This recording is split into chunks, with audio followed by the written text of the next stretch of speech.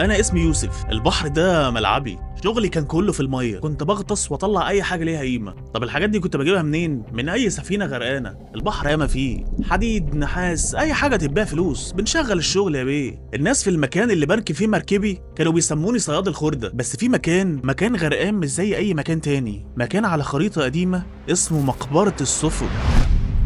البحارة الكبار في السن كانوا حتى بيخافوا يجيبوا سيرته، بس اخوك يوسف قلبه حديد. بيقولوا ان المكان ده اللي السفن بتروح فيه عشان تموت، بس هم غلطانين. المكان ده مش مقبرة، ده عامل زي غرفة انتظار كده بتستنى فيها. بس انا كنت غبي وطماع. الحكاية بدأت بقهوة بلدي عند البحر. قابلت هناك بحار قديم اسمه الريس مرجان. الراجل ده كان جلده مكرمش وكبير في السن، حاجة و90 سنة. عينيه فيها حكمة وخوف عمري ما شفتهم في وش حد. مع ان اخوك يوسف شاف كتير. كان قاعد بيبص لكوباية الشاي كأنه بيشوف فيها شريط حياته.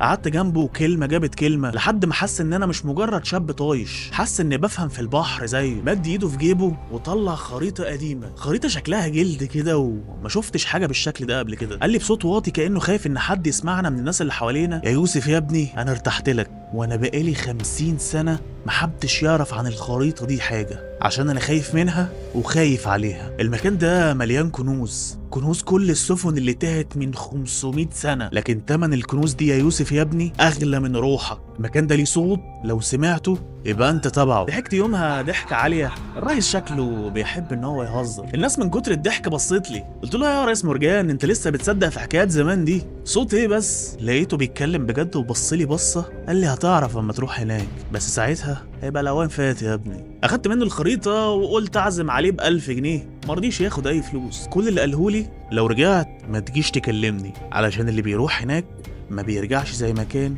وما ينفعش يتكلم على اللي كان. يا صاحبي يا ريتني كنت سمعت كلام. بعد كام اسبوع من التجهيز بقيت بتفرج على فيلم جزيرة الشيطان لعادل امام، اشوف ازاي هروح اطلع الكنز من هناك. وطلعت بالمركب الصغير بتاعي لوحدي. مركبة قديمة كنت وارثها عن المرحوم ابويا، وكنت مسميها الامل، عشان في كل مرة بنزل فيها لازم ارجع باملة. كل ما كنت بقرب من المكان اللي على الخريطة كل ما الدنيا كانت بتبقى غريبة. واخوك بينزل البحر كتير، فانا عارف كويس قوي البحر بيحصل فيه ايه. بس اللي حصل ده بالنسبة لي غريب واول مرة اشوفه. قبل ما اوصل المكان البحر بقى هادي زي الازاز، ودايما في قواعدنا كبحارة تقلق من البحر اما يبقى هادي. مفيش ولا موجة ولا حتى نسمة هوا. حتى طيور النورس اللي كانت بتبقى في المنطقة مفيش ولا حاجة توحد ربنا موجودة حواليا. كان الارض اتشقت وبلعت كل حاجة. سكوت وهدوء غريب خلاني اسمع حتى ضربات قلبي. وبعدها الاجهزة كلها فصلت والبوصلة بتاعتي اتجننت. ايه ده هو ايه اللي بيحصل؟ بس اخوك قلبه جايبه وعرفت ان انا كده وصلت. جهزت عدة الغطس بتاعتي وقلبي كان بيدق جامد من كتر الحماس والطمع. انا هبقى مليونير. كنت بقول لنفسي كلها كام ساعة وهترجع اغنى واحد في البلد يا يوسف. نزلت المية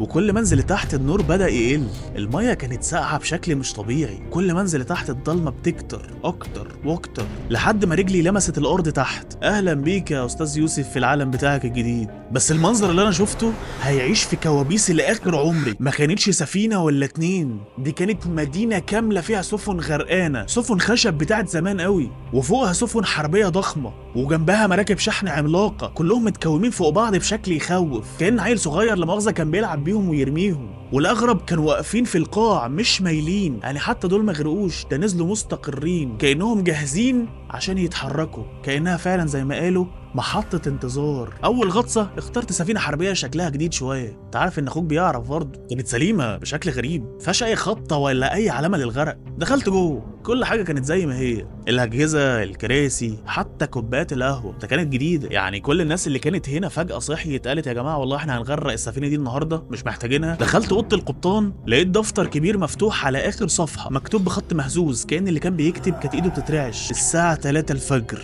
ده مش ضباب، ده صوت حلو قوي بينادي علينا، ولازم نسمع كلامه، لازم نروح له ولازم نرتاح. جسمي كله سقع، مش عارف هل الميه اللي سقعت ولا الكلام اللي اثر فيا. صوت ايه ده ويرتاحوا من ايه؟ هو شكل عم مرجان كان بيتكلم بجد؟ لا لا لا لا، فوق كده فوق، احنا عندنا فلوس عايزين نجيبها. طلعت من السفينه وانا مش مرتاح، بس الطمع كان عامي عيني، وطبعا ما لقيتش حاجه فقلت سفينه. وقلت ايه، انا هنام كفايه كده رعب ونغطس تاني بكره. تاني يوم قررت انزل لاقدم سفينه فيهم. شكلها كان متهالك وتحس انها تعبانه بقالها كتير. قلت بس هي دي اللي عليها العين، شكلها بتاع القراصنه اصلا. انا اديلها مثلا كده بخبرتي في البحر يجي 1000 سنه. كانت قاعده تحت خالص كانها ملكه المكان ده كله. قلت لنفسي اكيد يا يوسف الدهب ده هيبقى هناك. دخلت السفينه بالراحه، الخشب بيعمل صوت تحت ايدي مع كل حركه بتحركها. وصلت لاوضه القبطان وفعلا لقيت صندوق خشب كبير مقفول بقفل حديد مصدي، وبكل قوتي كسرت القفل ده، فتحت وعيني برقت. اغتنينا يالا، دهب وعملات قديمه، فلوس ومجوهرات تخليني اعيش ملك بقيت عمري.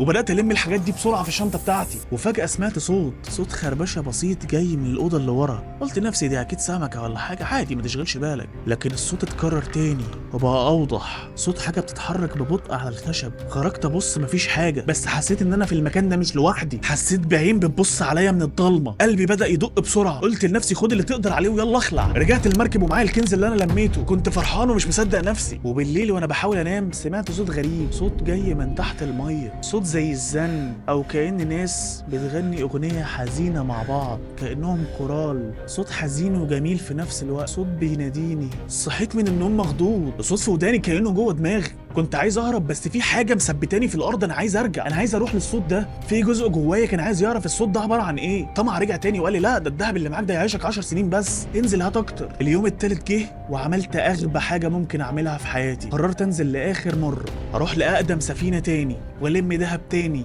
نزلت والصوت اشتغل تاني، نفس الصوت الحزين الحلو.